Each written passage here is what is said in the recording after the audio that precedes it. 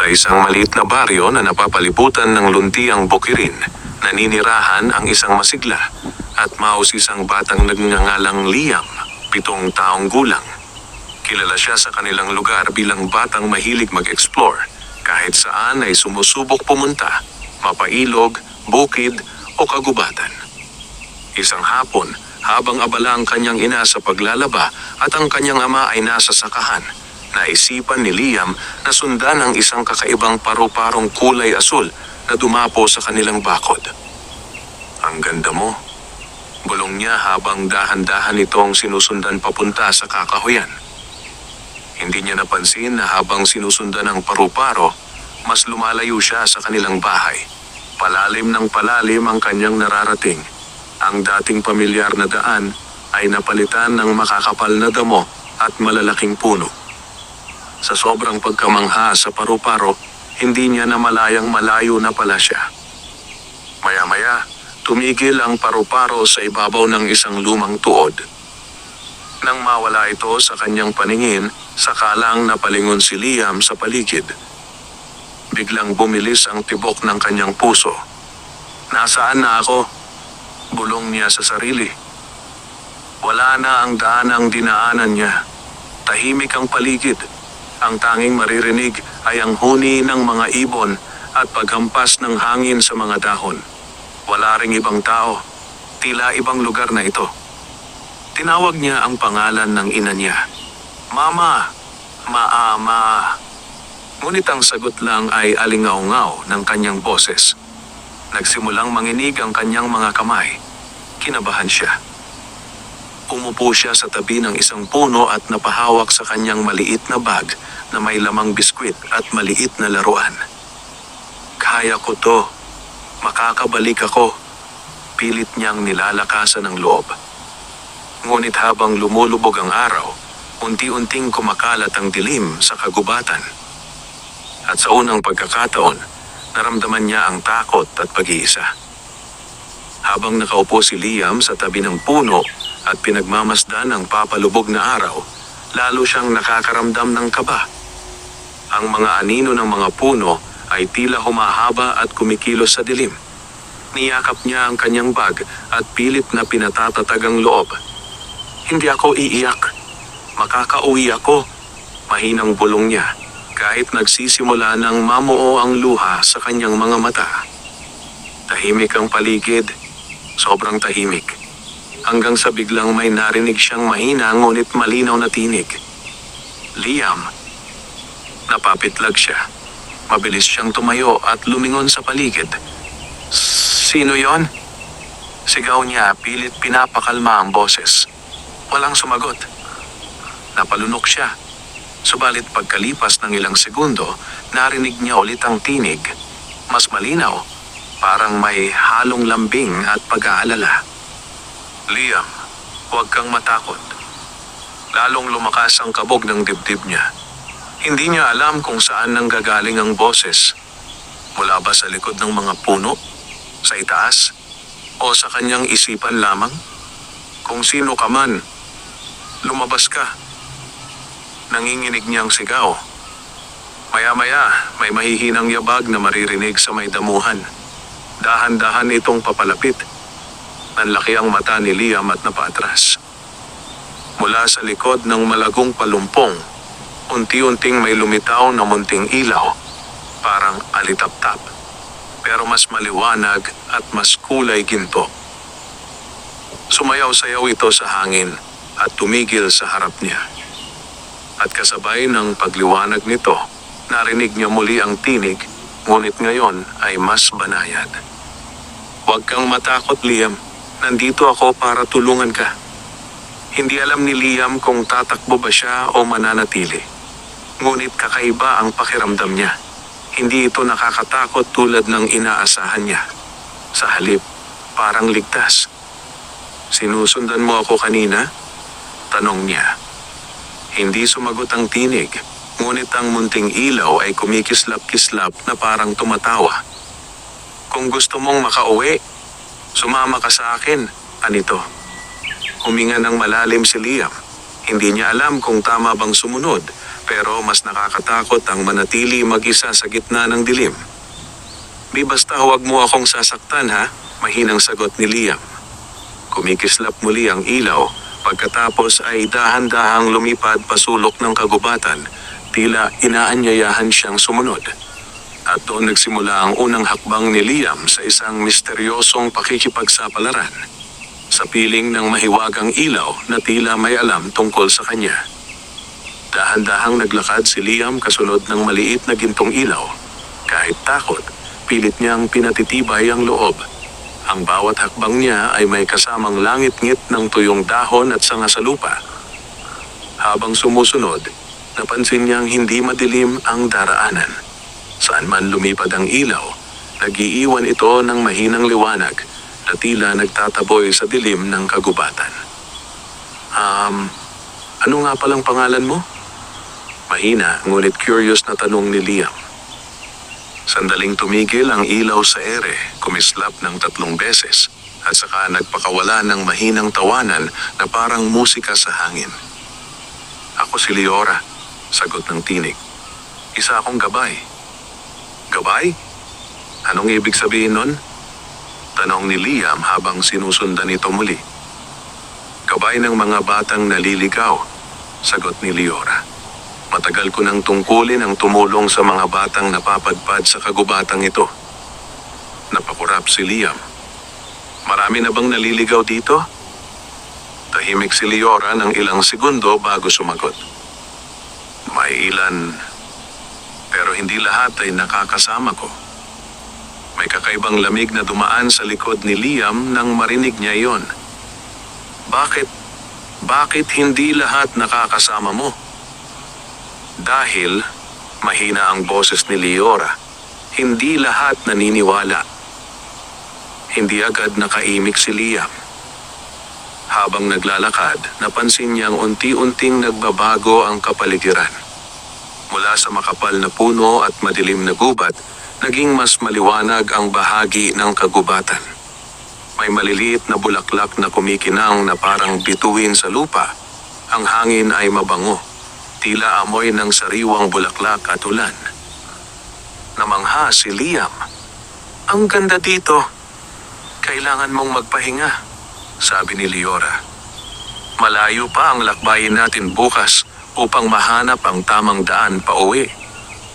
Ipinahinto siya ni Leora malapit sa isang maliit na bilog na clearing. Doon ay may lumitaw na malalambot na halaman na parang kumot at unan. Parang inihanda na para sa kanya. Dito ka muna matulog. Ligtas ka rito, wika ni Leora. Umupo si Liam at hinawakan ang maliit na unan na parang ulap sa lambot. Leora, salamat ha. Kumikislap-kislap si Leora na parang nakangiti.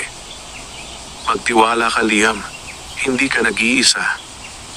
Dahil sa pagod, unti-unting bumigat ang mga mata ni Liam. Ngunit bago tuluyang makatulog, may narinig siyang mahina ngunit kakaibang ingay sa di kalayuan, hindi tulad ng kinis na tinig ni Leora, kundi parang mababang ungol. Napadilat siya sandali. Leora, ano yon? Sandaling tumahimik ang ilaw bago sumagot, mas seryoso ang tono. Huwag kang matakot, matulog ka na, nandito ako. Ngunit kahit pilit itinulog ni Leora ang bata, hindi maiaalis ang kakaibang kaba sa dibdib ni Liam. Sino o ano ang naroroon sa dilim nagmamasid?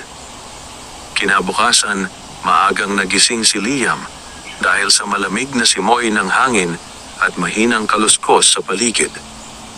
Pagmulat niya, bahagya siyang nagulat nang makitang wala si Leora sa kanyang tabi. Ang maliit na clearing na kahapon ay tila mas tahimik ngayon. Masyadong tahimik. Tumayo siya at tumingin sa paligid. Leora? Tawag niya ng mahina. Pagkalipas ng ilang sandali, mula sa itaas ng isang sanga, bumaba ang maliit na gintong ilaw. Gising ka na pala, bati ni Leora. May kailangan tayong harapin bago tayo makapagsimula sa paglalakbay pabalik. Kailangan? Nagtatakang tanong ni Liam. Yes, sagot ni Liora. Medyo seryoso ang tinig. Ang kagubatang ito ay may 3 pagsubok. Kung malalampasan mo ang una, magiging ligtas ang daan natin. Ngunit kung hindi na itinuloy ni Liora ang huling bahagi ng pangungusap. Ngunit sapat na ang katahimikan upang pasiklabin ang kaba ni Liam. Anong pagsubok yon? Nanginginig na tanong niya. Ito ay tinatawag na pagsubok ng tapang, sagot ni Liora. Ang bawat batang naliligaw ay kailangang patunayan na kaya niyang harapin ang kanyang takot. Napalunok si Liam. Takot? Natatakot ako sa madilim, sa malalaking insekto, sa... Huwag kang mag-alala, putol ni Liora. Hindi ka nag-iisa. Nandito ako. Maya-maya, biglang nagbago ang kapaligiran. Ang paligid na kanina'y maliwanag at puno ng kumikislap na bulaklak ay unti-unting nangitim. Ang mga puno ay tila humaba at sumasara, na parang isang lagusan na madilim at nginig ang dala.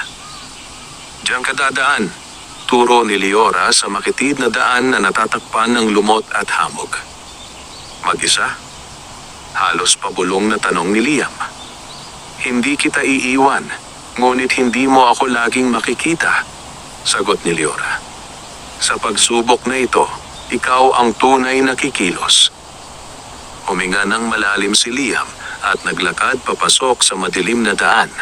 Habang umuusad, lalo itong dumidilim. Hanggang sa umabot sa puntong wala na siyang makita. Liora? Tawag niya. Walang sumagot.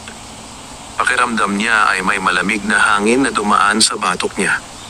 May mga aninong dumadaan sa gilid ng kanyang paningin at may maririnig na bulungan. Mahina ngunit malinaw. Uuwi ka pa ba? O dito ka na? Hindi ka makakalabas. Mag-isa ka na. Tinakpan ni Liam ang kanyang tainga. Hindi totoo yan. Makakauwi ako. Sigaw niya kahit nanginginig ang boses. Mas lumalakas ang bulungan. Ngunit naalala niya ang sinabi ni Liora, pagsubok ng tapang. Pinikit niya ang kanyang mga mata at huminga ng malalim. Hindi ako susuko. Hindi ako titigil. Makakabalik ako sa pamilya ko. Pagbukas niya ng mata, may mahina siyang nakita. Isang maliit na ginintuang ilaw sa di kalayuan. Liora? Mahinang ngiti ni Liam. Pero hindi ito si Liora. Isa itong maliit na bulaklak na nagliliwanag. At nang hawakan niya ito, biglang kumalat ang liwanag sa paligid. Tinaboy ang dilim at naglaho ang mga pulungan. Pagbalik ng liwanag, nasa tabi na niya si Liora, nakangiti. Natapos mo ang unang pagsubok, Liam, sabi nito. Iyon ang tapang. Napaupo si Liam, napapagod ngut may ngiti ng tagumpay. Kaya ko pala. Tumango si Liora. At kakailanganin mo pa yan. Dahil ang pangalawang pagsubok ay susubok naman sa iyong puso. Nagkatinginan silang dalawa. Kung sa takot pa lang ay ganoon nakahirap, ano kaya ang susunod? Matapos lampasan ang pagsubok ng tapang, muling naglakad si Liam at Liora patungo sa mas tahimik na bahagi ng kagubatan. Kumpara kanina, mas maliwanag na ngayon ang paligid. May mga paru-parong kulay pilak na lumilipad at ang hangin ay may dalang amoy ng matamis na prutas. Magandang simula ang nagawa mo, Liam, wika ni Liora habang lumilipad sa gawing harapan niya. Ngunit ang susunod na pagsubok ay hindi tungkol sa tapang, kundi sa kabutihan ng puso. Pagsubok ng kabutihan? Tanong ni Liam. Ano naman ang kailangang gawin? Hindi ko maaaring sabihin sa iyo ang eksaktong mangyayari, sagot ni Liora. Dapat manggaling sa iyo ang tamang desisyon. Ang kabutihan ay sinusukat kapag walang nakatingin. Kapag may pagkakataon kang piliin ang mali, pero pinili mo ang tama. Habang naglalakad sila, nakarating sila sa isang maliit na bukal. Ang tubig ay malinaw at kumikislap na parang salamin na may bituin. Doon nila napansin ang isang maliit na nilalang na nakaupo sa tabi ng bato at umiiyak. Isa itong munting hayop na parang kuneho, pero may pakpak. Kulay puti ngunit gusgusin, tila gutom at takot. Lumapit si Liam. Uy, okay ka lang? Napahinto sa pag-iyak ang nilalang at tumingin kay Liam gamit ang malalaki at malulungkot na mata. Nag-iwan ito ng mahinang tinig. Tulong. Anong nangyari sa kanya? Tanong ni Liam kay Leora. Si Leora ay hindi sumagot, ngunit tumingin sa bata na tila nagsasabing ikaw ang dapat kumilos. Lumuhod si Liam sa tabi nito. Nasaktan ka ba? Tumango ang maliit na nilalang at iniangat ang isang pakpak. May maliit itong sugat. Mukhang hindi ito makalipad o makalakad ng maayos. Napatingin si Liam sa bag niya. May laman pa itong biskwit at maliit na bote ng tubig. Pero alam niyang kaunting natitira lang iyon. Kung ibibigay niya, baka siya naman ang magutom mamaya. Narinig niya ang mahinang bulong sa isip. Kung tutulungan ko siya, paano ako? Baka hindi ko kayanin mamaya. Pero nang makita niya ulit ang nanginginig na maliit na nilalang, hinugot niya ang natitira niyang biskwit at dahan-dahang inabot. Para sa'yo. Kahit konti lang. Nagulat ang nilalang, ngunit agad na kinain ito. Nakita ni Liam ang pagbabago sa mukha nito. Mula gutom at takot, naging masigla at may ngiti. Ibinigay din ni Liam ang kaunting tubig at dahan-dahang nilinis ang sugat gamit ang panyo niya. Ayan, mas okay na yan, sabi niya ng may ngiti. Biglang lumiwanag ang maliit na hayop. Ang sugat ay mabilis na gumaling at ang pakpak ay muling nagtamo ng lakas. Tumayo ito at marahan siyang niyakap. Salamat. Ang puso mo ay dalisay, sabi nito bago nagliwanag palalo at sa isang iglap, nagbago ang anyo. Naging isang munting diwata ng kagubatan. Nanlaki ang mata ni Liam. Ikaw pala isang diwata? Tumango ito. Ako si Nympha, bantay ng kabutihan sa kagubatan. Maraming batang dumadaan dito, pero iilan lamang handang magbahagi kahit sila'y kapos. Pinatunayan mong mabuti ang iyong puso. Tumingin si Nympha kay Leora at ngumiti. Handa na siya para sa susunod na yugto. Nagliwanag ang paligid at isang maliit na marka ng liwanag ang lumitaw sa dibdib ni Liam, parang tanda ng pagsubok na nalampasan. Liam, sabi ni Leora, 2 na lang ang natitira, ngunit ang susunod ay mas mabigat. Dahil ito ay pagsubok ng pagpili, napakapit si Liam sa strap ng kanyang bag. Kung ang tapang at kabutihan ay mahirap na, gaano kaya kabigat ang susunod? Matapos makilala si Nympha at matagumpay na malampasan ang pagsubok ng kabutihan, nagpatuloy sina Liam at Leora sa paglalakad papasok sa mas malalim na bahagi ng kagubatan. Ngunit kapansin-pansin na nagbago ang paligid. Hindi na ito kasing liwanag at kasing payapa tulad kanina. Ang mga dahon ay unti-unting nagiging kulay abo at ang hangin ay tila mabigat. Leora, bakit parang nagiba ang paligid? Tanong ni Liam, kinakabahan. Dahil papalapit na tayo sa pagsubok ng pagpili, sagot ni Leora. Ito ang pinakamahirap sa 3 pagsubok. Dito malalaman kung anong klase ng bata ka sa harap ng mahirap na desisyon. Hindi sumagot si Liam, pero ramdam niyang kumakabog na ang kanyang dibdib. Makaraan ng ilang minuto, nakarating sila sa isang malawak na lugar na may 3 daanang magkaiba ang hitsura. Isang maliwanag at maginhawang daan, may bulaklak, ligtas tignan, at tila madali ang tatahakin. 2, isang madilim at masukal na daan, puno ng tinik, nakakatakot at parang mapanganib. 3, isang makitid na daang gawa sa bato matarik, mahirap akyatin, at tila walang kasiguraduhan kung saan patungo. Tumapat sila sa harap ng 3 daan. Sumulpot si Nympha at ipinaliwanag, 300, isang pipiliin. Ngunit tandaan, hindi lahat ng maganda ang hitsura ay tama, at hindi lahat ng mahirap ay masama. Lumunok si Liam. Ano ang mangyayari pagkatapos kong pumili? Ang piliin mo ay magpapakita kung ano ang laman ng puso mo, sagot ni Nympha, at may kapalit ang bawat pagpili. Habang nakatingin si Liam sa 300, may biglang lumabas na imahe sa harap niya, parang salamin ng isipan. Sa unang daan, nakita niya ang sarili niyang madaling nakakalabas ng gubat, masaya, ligtas, walang pagod. Sa pangalawang daan, nakita niya ang mga taong nangangailangan ng tulong, mga batang umiiyak at tila naliligaw din. Sa pangatlong daan, nakita niya ang sarili niyang nag-iisa, pagod, sugatan, pero may hawak na liwanag na nagbibigay gabay sa iba. Napapikit si Liam. Kung pipiliin niya ang unang daan, makakabalik siya kaagad sa pamilya niya. Kung pipiliin niya ang pangalawa, kailangan niyang harapin ang panganib upang tumulong sa iba. Kung pipiliin niya ang pangatlo, baka hindi siya makauwi, pero makatutulong siyang magbigay ng liwanag sa iba pang bata. Pwede bang malaman ang tamang sagot?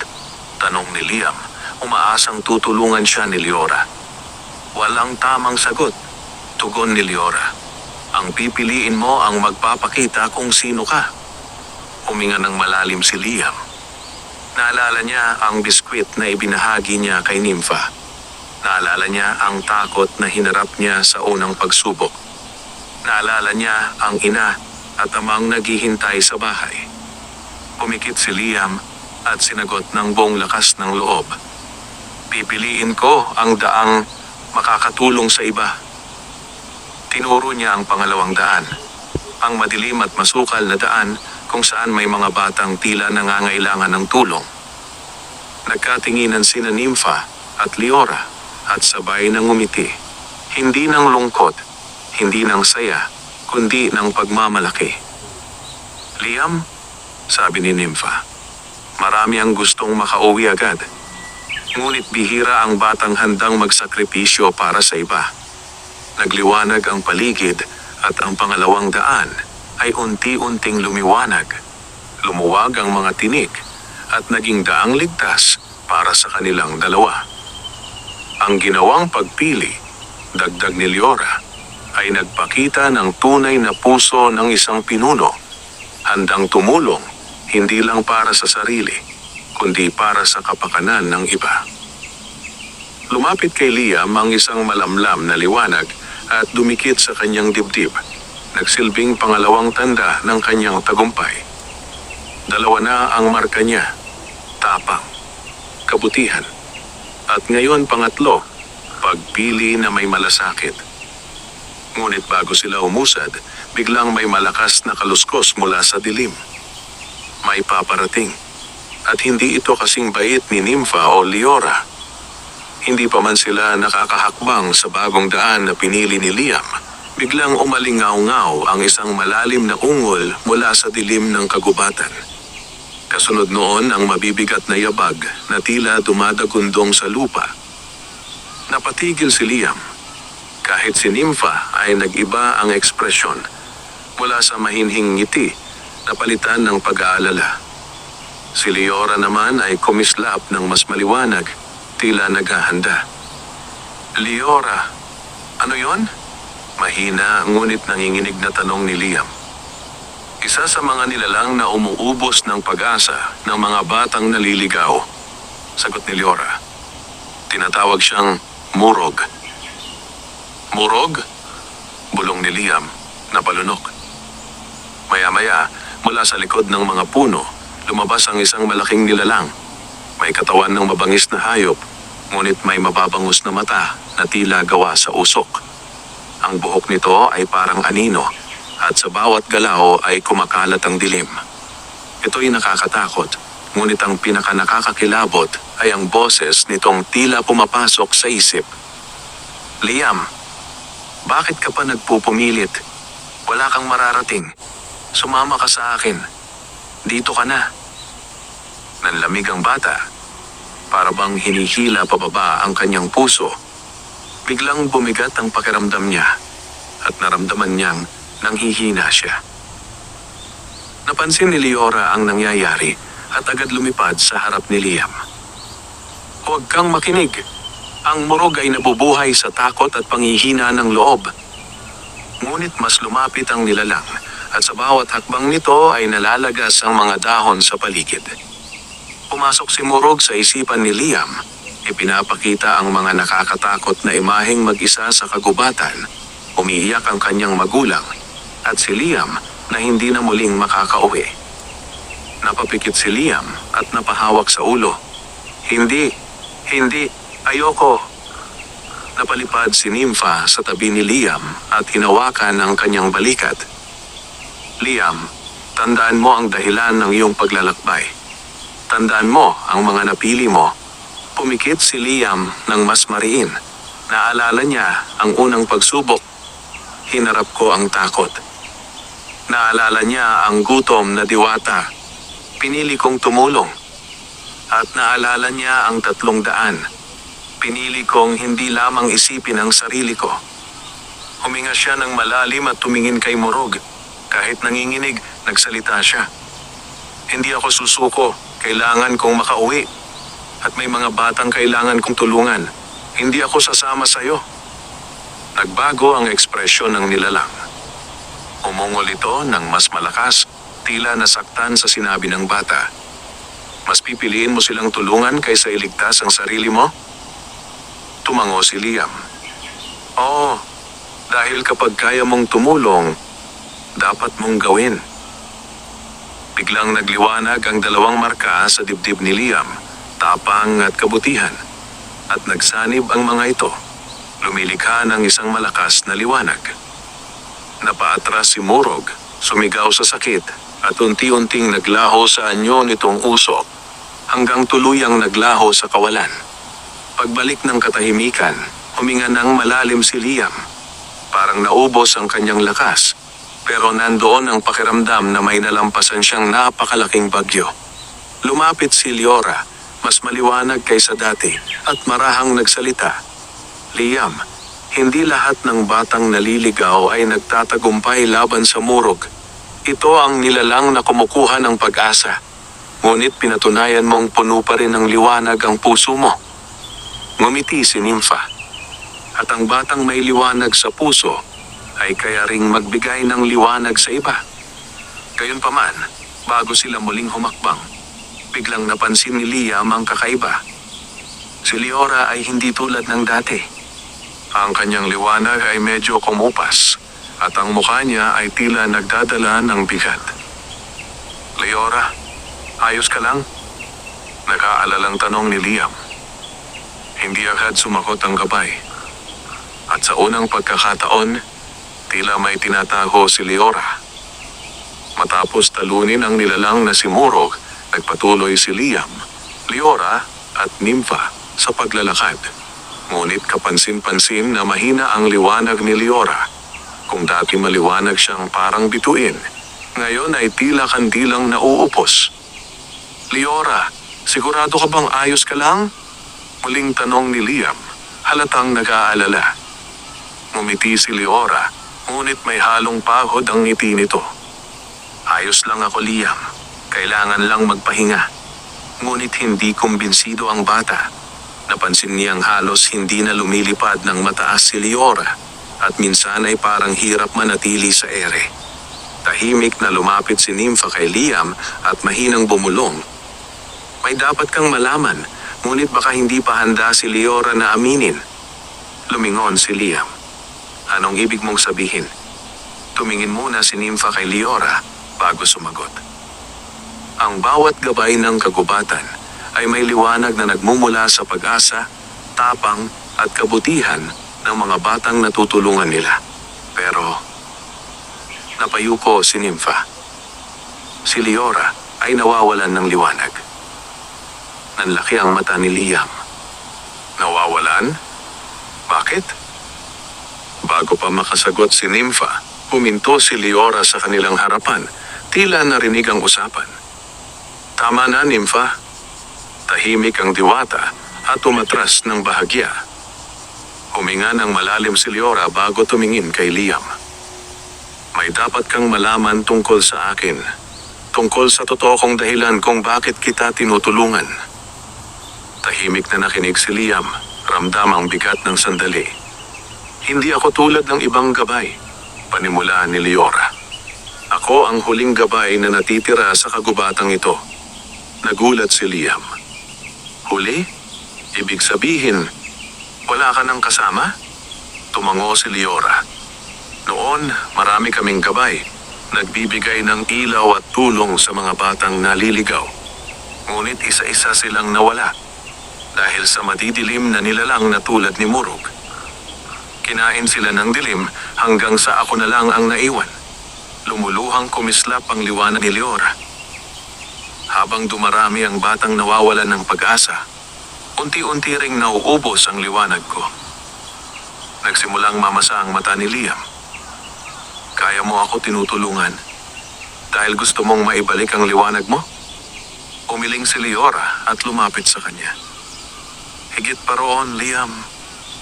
Tinulungan kita dahil naramdaman kong may kakaiba sa puso mo. May liwanag na matagal ko nang hindi nakikita sa mga bata. At umaasa ako na baka ikaw ang maging dahilan para muling mabuhay ang pag-asa sa kagubatang ito. Nagkatinginan sila. Ang bata, puno ng pangunawa. Ang gabay, puno ng panghihinayang at pag-asa. Leora! Mahina ngunit taos pusong sabi ni Liam. Kung nawawalan ka ng liwanag, pwede ko bang ibahagi ang akin para hindi ka mawala? Nagulat si Leora. Hindi mo dapat gawin yan.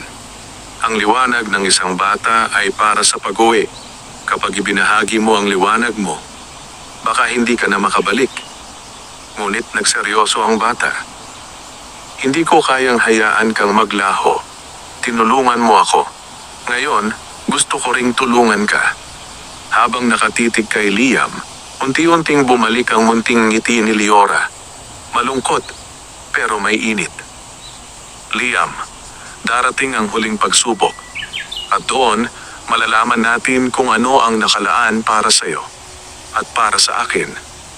Nilingon sila ni Nympha, mas seryoso kaysa kanina. Kailangan natin magmadali. Papalapit na tayo sa puso ng kahubatan. At doon naghihintay ang pinakamalaking hamon. Unti-unting tumingala si Liam sa direksyon ng madilim na bahagi ng kahubatan. Kahit ramdam pa rin takot, naroon ang panibagong lakas. Dahil ngayon, hindi na lang siya para sa sarili niya lumalaban. Lalaban siya para sa mga batang nangangailangan at para kay Leora. Magpapatuloy sana sila sa paglalakad nang maramdaman nilang nag-iba ang hangin. Ang mga puno ay tila yumuyuko at ang mga dahon ay umiikot sa ere na parang may gustong magsalita. Naging mas tahimik ang kagubatan. Hindi tahimik na payapa, kundi tahimik na nakakapingi. Nararamdaman mo ba yan? Mahinang tanong ni Liam. Tumango si Nympha. Malapit na tayo sa puso ng kagubatan. Ramdam na ito ng kalikasan. Ngunit bago sila makalapit, isang malakas na ugong ang narinig mula sa itaas. May anino na dumaan, mabilis, at bumalot sa paligid nila na parang ipo-ipo ng itim na alikabok. Napatras si Liam. Si Murug ba ulit yan? Umiling si Leora. Hindi. Mas matanda at mas makapangyarihan ito. Sa isang iglap, tumigil ang hangin. At mula sa loob ng umiikot na anino, ay lumitaw ang isang matandang nilalang. Matangkad, nakabalot sa lumang balabal na yari sa dahon at lumot. Ang buhok nito ay parang ugat ng puno at ang mga mata ay mapurol na berde na tila kay tagal nang nagmamasid sa mundo. Si Nympha ay nagbigay galang. Ikaw ang tagapagbantay. Tumingin ang matanda kay Leora at ang boses nitong parang halong hangin at lupa ay nagsalita. Bakit mo dinala ang batang ito dito? Napaatras si Liam. Ramdam ang bigat ng tingin ng matanda. Sino po kayo? Ito ang matandang tagapagbantay, ang nagbabantay sa balanse ng kagubatan. Paliwanag ni Nympha. Siya ang nakakaalam ng kapalaran ng lahat ng batang dumadaan dito.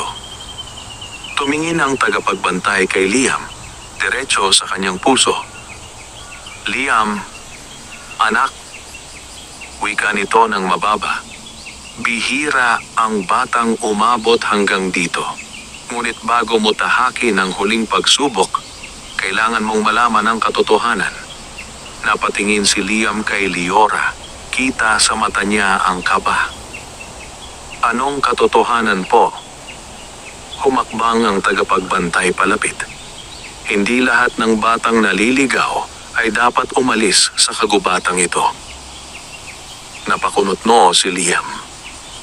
Ano pong ibig niyong sabihin? Ang kagubatan ay pumipili, sagot ng matanda. May mga batang pinapauwi, ngunit may ilan na itinatadhana para maging gabay, kapalit ng nawawalan. Nanlaki ang mata ni Liam, napatigil si Leora na tila matagal nang alam ang sasabihin ng matanda. Kung kanina nabigla si Liam, ngayon ay lalo siyang kinabahan. Ang ibig sabihin, kapag natapos ko ang huling pagsubok, posibleng hindi na ako makabalik? Tahimik si Leora, hindi makatingin kay Liam. Nagpatuloy ang tagapagbantay.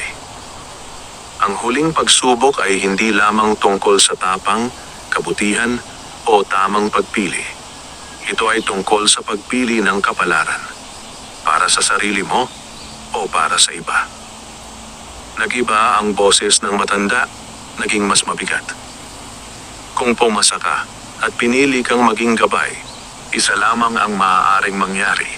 Mananatili ka dito at ang iyong liwanag ang papalit sa nawawala kay Leora. Natigil ang mundo kay Liam. Kung tutulungan niya si Leora para muling magkaroon ng liwanag, baka siya ang kailangang maging kapalit. Nagsimulang mamuo ang luha sa mata ni Liam. Bakit ako? Bata lang ako. Dahil ikaw, wika ng tagapagbantay, ay may pusong hindi madaling matagpuan. Lumapit si Leora sa kanya, nanginginig ang liwanag at marahang hinawakan ang kamay niya. Liam, hindi ko ito hiningi. Hindi ko dapat ilagay ka sa sitwasyong ganito. Pero kahit anong mangyari, pipiliin kita na makabalik sa pamilya mo. Napakagat-labi si Liam. Mas lalong bumigat ang kanyang dibdib. Parang hinihila siya sa dalawang direksyon. Umuwi bilang anak na mahal ng kanyang pamilya. O maging gabay upang iligtas ang kagubatan at ang mga batang naliligaw. Sa huling pagsubok, sabi ng tagapagbantay, doon malalaman ang tunay mong pasya. Tumalikod ang matanda na parabang tapos na ang kanyang tungkulin. Magpahinga kayo. Bukas, haharapin ninyo ang kapalaran. Habang nagbabalik ang katahimikan ng gabi, hindi makatulog si Liam. Nakatingin siya sa bituin. Hawak ang dibdib niya kung saan nagniningning ang kanyang mga marka. Kaya ko bang piliin? Bulong niya sa hangin. Si Leora, nakaupo sa tabi, ay marahang nagsabi, ano man ang piliin mo, mahalaga ka. Handa akong tanggapin ang kapalaran kahit mawala ako. Pero ang tanong na gumugulo sa isip ni Liam, handa ba siyang mawala si Leora? O siya ang handang mawala para kay Leora? Mataas na ang araw nang magising si Liam. Tahimik ang paligid, ngunit ramdam niya ang bigat ng araw na iyon. Ang araw ng huling pagsubok. Si Leora ay mahina pa rin ang liwanag at si Nympha ay seryoso, kakaiba sa dati niyang pagiging masigla. Naglakad sila patungo sa tinatawag na Puso ng Kagubatan, ang pinakasagradong lugar na bihira ang nakakakita. Habang palapit sila, ang mga puno ay nagliliwanag mula sa loob, parang humihinga, at ang lupa ay kumikintab na parabang may bituin sa ilalim nito. Pagdating nila sa gitna, may bilog na batong altar na may dalawang liwanag na umiikot. Isang gintong liwanag at isang puting liwanag. Tumunog sa paligid ang tinig ng matandang tagapagbantay hindi na nanggaling sa katawan niya, kundi sa mismong kagubatan. Liam, ang oras ng iyong kapalaran ay dumating na. Humakbang si Liam palapit, kinakabahan pero buo ang loob. Ang huling pagsubok, wika ng tinig, ay ang pagsubok ng kapalaran. Dito mo pipiliin kung ano ang tatahakin mong landas. Lumutang ang dalawang liwanag sa harap ni Liam. Gintong liwanag landas ng pag-uwi. Kung pipiliin mo ito, babalik ka sa iyong pamilya. Makakaraos ka sa kagubatan, ligtas, at ang iyong buhay ay magpapatuloy. Ngunit si Leora, tuluyan ang mawawala. Napatingin si Liam kay Leora. Nakatayo ito sa tabi niya. Pilit nakangiti kahit bakas ang lungkot. Puting liwanag landas ng pagsakripisyo. Kung pipiliin mo ito, mananatili ka sa kagubatan bilang bagong gabay. Magiging ilaw ka para sa ibang batang naliligaw at maibabalik mo ang liwanag ni Leora. Ngunit hindi ka na makakabalik sa iyong pamilya. Tumulo ang luha sa pisngi ni Liam. Pamilya niya, si Mama at Papa, ang tahanan, ang yakap, ang saya. Pero si Leora, ang naging dahilan kung bakit siya nakalaban, nakatayo, at hindi sumuko. Lumapit si Leora kay Liam. Hawak ang kanyang kamay habang nanginginig. Liam, bata ka pa. Dapat nasa piling ka ng pamilya mo. Huwag mong ialay ang buhay mo para sa akin. Piliin mo ang iyong tahanan. Umiling si Liam, umiiyak. Pero Leora, hindi ko kayang mawala ka. Lumapit si Nympha, marahang nagngiti. Ang tunay na pagmamahal, Liam, ay hindi lamang paghawak, kundi pagpayag din na pakawalan. Napatingin si Liam sa dalawang liwanag. Tahimik, mabigat, makirot. Matagal siyang nakapikit, huminga ng malalim, at saka tumapat sa gitna ng altar. At dito ipapakita ko ang iisang tamang ending, ang ending na may aral na karapat-dapat sa kwento. Pagmulat ng mata ni Liam, itinapat niya ang kamay sa gintong liwanag. Gusto kong umuwi sa pamilya ko, pero hindi ko kakalimutan ang lahat ng natutunan ko rito. Lumapit ang gintong liwanag sa puso niya at dahan-dahang pumasok sa dibdib niya. Lumiwanag ang buong kagubatan. Habang nagliliwanag, lumapit si Leora at niyakap si Liam. Mainit, puno ng pasasalamat. Salamat, Liam. Hindi mo ako iniwang nag-iisa. Kahit hindi mo ako pinili, minahal mo ako bilang kaibigan. Nagpapasalamat ako sa iyo, Leora. Sagot ni Liam, umiiyak. Dahil tinuruan mo akong maging matapang at mabuti. Unti-unting naglaho ang paligid at ang huling nakita ni Liam ay ang ngiti ni Leora na puno ng kapayapaan. Nagising si Liam sa gilid ng kagubatan, malapit sa kanilang bahay. Naroon ang mga magulang niya. Umiiyak, yakap siya ng mahigpit. Anak, saan ka galing? Nag-aalala kami. Sigaw ng kanyang ina, humahagulgol. Ngumiti si Liam habang yakap ang mga magulang niya. Naligaw po ako, pero may mga tumulong sa akin. Sa langit ng dapit hapon, may isang maliit na gintong ilaw na kumikislap. Nakatingin sa kanya mula sa malayo. At alam ni Liam sa puso niya, si Leora iyon. Hindi man sila magkasama pero dala ni Liam ang aral. Ang totoong liwanag ay hindi galing sa kagubatan, kundi sa puso ng batang marunong magmahal, maging matapang, at pumili ng tama. Wakas.